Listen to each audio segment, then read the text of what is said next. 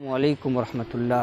ये जो मैसेज है मैं उन वालिदैन को देना चाहता हूँ जो अपने बच्चों को पढ़ाते, जो अपने बच्चों को तालीम देते हैं, भले ही वो स्कूल में तालीम देते हों या मदरसे में।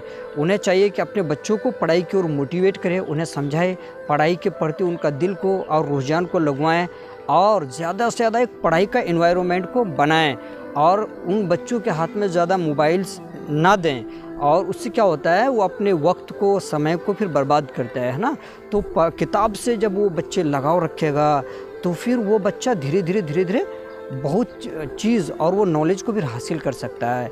तो माँ बाप को चाहिए कि वो अपने बच्चों को अच्छे माहौल में अच्छे माहौल की तरफ उसका रग़बत करे और उनसे के साथ एक अच्छा अंडरस्टैंडिंग रखें, म्यूचुअल अंडरस्टैंडिंग रखें और बच्चों को डिमोरलाइज़ होने से बचाएं और उनको समझाएं कि trying to achieve your goals.